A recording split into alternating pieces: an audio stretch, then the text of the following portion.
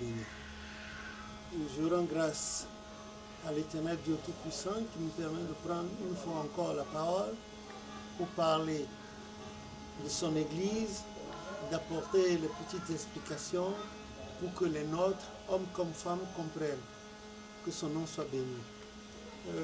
Dans ce moment, je veux juste rappeler aux uns et aux autres que la période de la fête des moissons des enfants, ou fête des moissons juvéniles est passée.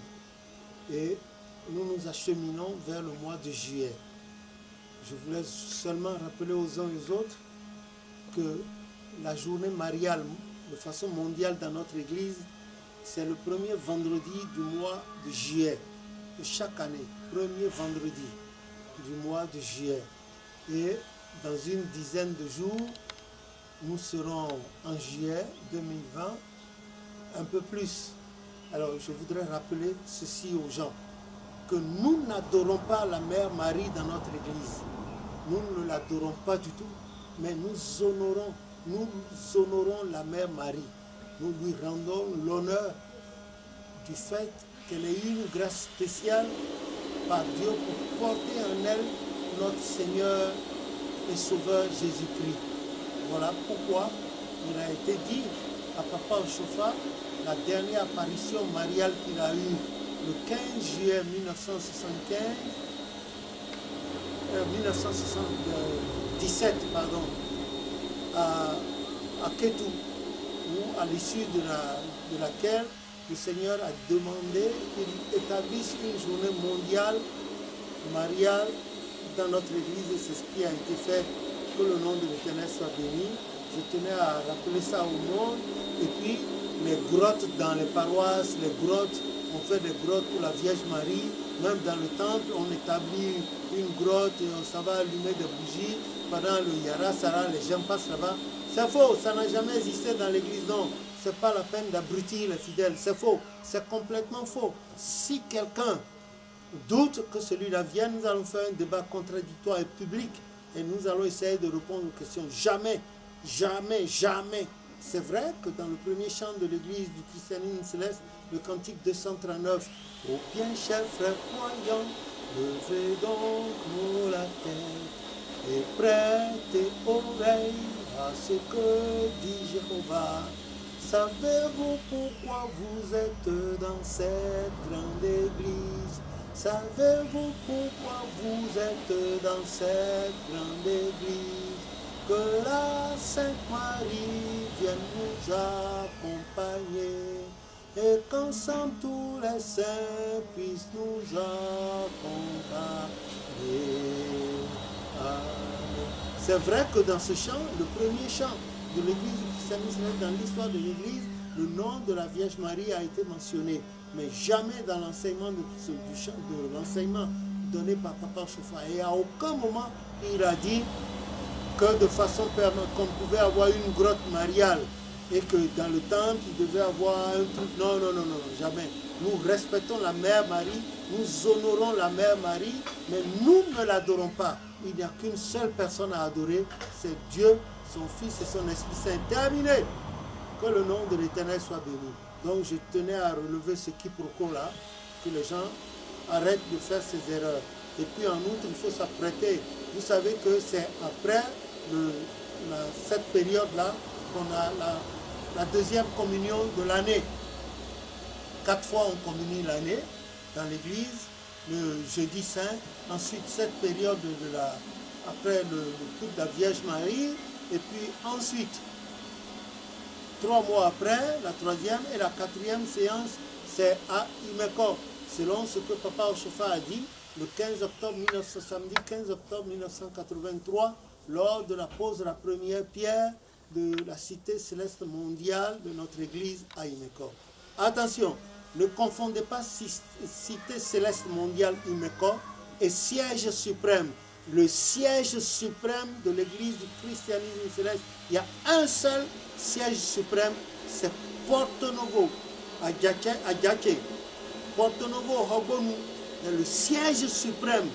Le prophète ne l'a jamais changé, nous aussi nous n'avons pas le droit de le changer.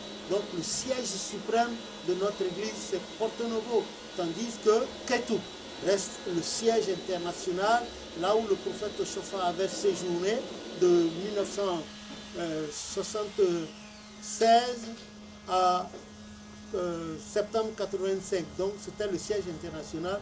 Maintenant, la cité céleste mondiale, c'est à Imeko, comme cela avait été prophétisé depuis 1927 par le visionnaire Séraphin Mouritala, et ensuite par Maman Yansounou en 1957 en Côte d'Ivoire, et puis ensuite en 59 à Porto Novo, 61, 63 à Porto Novo également, et à lui-même en 1972 à Goniloé dans le milieu rural en allant à Gongé. Que le nom de l'Éternel soit béni. C'était ce que j'avais à vous dire et je vous encourage. Ce n'est pas facile d'être chrétien céleste. Il faut respecter les impuretés, il ne faut pas se souiller, il ne faut pas faire ceci. Surtout, ne soyez pas en colère. Pardonnez. Sans le pardon, vous ne pouvez pas recevoir le Saint-Esprit.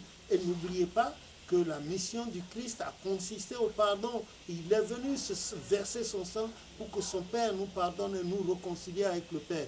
Moi aussi, je vous exhorte, je m'exhorte également. Donc, je vous supplie, je nous supplie au nom de Jésus, pas de rancune, il faut pardonner. Papa, maman, pardonnez-vous les uns les autres, les enfants également, pour que vous ayez toujours l'assistance du Saint-Esprit et que malgré tout ce qui se passe à travers le monde, que nous soyons protégés. Il a dit, comme a dit le psalmiste dans le psaume 23, il a dit, l'Éternel est mon berger, je ne manquerai de rien. Il me fait reposer dans de verts pâturages et il me dirige près des eaux paisibles. Il restaure mon âme. Il me conduit dans les sentiers de la droiture à cause de son nom. Et quand je marche dans la vallée de l'homme de la mort, quand vous et moi, nous marchons dans la vallée de la mort, de l'homme de la mort, qu'est notre terre, le monde dans lequel nous vivons, nous n'avons rien à redouter. Le Christ est là. Il y a son esprit qui est là. Il y a la miséricorde du Père également qui est là. Regardez, donc, nous n'avons rien à redouter quand il est avec nous. Sa houlette et son bâton nous rassurent. Et qui plus est, il dresse une table devant nous en face de tout ce qui pourrait advenir extérieur à nous. Et pour terminer, il oint de son huile sainte nos têtes et nos coupes débordent. Et il va nous garder dans sa maison, comme a dit le psaume 27, pour y habiter, pour contempler la magnificence de Dieu et admirer son temple. Que cela nous suffise et que, pour que nous puissions nous contrôler et contrôler notre cœur, comme a dit Proverbe 4, verset 23. Tout faire pour garder notre cœur plus que toute autre chose, car c'est la source de la vie. Que le nom de l'Éternel soit béni. Et je dis merci également aux caméramans. Je remercie également ceux qui m'écoutent, celles qui m'écoutent. Mais attention, la soutane ne veut rien dire s'il n'y a pas la sanctification. À part être chrétien céleste, ça ne veut rien dire. Même les païens, Romains 16, 14, 15 l'a bien dit, que même les païens, ils ont la loi de Dieu écrite dans leur cœur. Et avant de poser des actes, ils font attention, ils réfléchissent. Est-ce que c'est bon? Alors, a fortiori, vous, les chrétiens célestes, vous qui croyez en Jésus, surtout son sang, alors abstenez-vous de faire du mal, abstenez-vous de faire du mal, abstenez-vous d'imiter les nations, comme Jérémie 10 a dit, n'imitez pas les signes des nations. Nous allons tout faire, dans notre petit coin, pour que Jésus-Christ domine dans notre cœur et son Esprit Saint pour nous guider, comme a dit le psaume 32, verset 8. Il a dit, je t'instruirai, je t'instruirai, je te montrerai la voie à suivre, je te conseillerai et j'aurai le regard sur toi. Moi, j'ajoute non seulement le regard, mais le cœur du Saint-Esprit sur nous, pour que nous n'allions ni à droite ni à gauche, et dépasser, et ne pas, pour éviter de ne pas respecter ce que le Seigneur nous a donné comme commandement. Que son nom soit béni et que sa bénédiction couvre toute la terre, sans oublier l'Afrique, nos populations sur place et en dehors, les autres parties du monde entier, les malades, les prisonniers, les réfugiés, les immigrés, et tous ceux qui ont faim et soif de la parole, au nom de Jésus-Christ, notre Sauveur. Amen.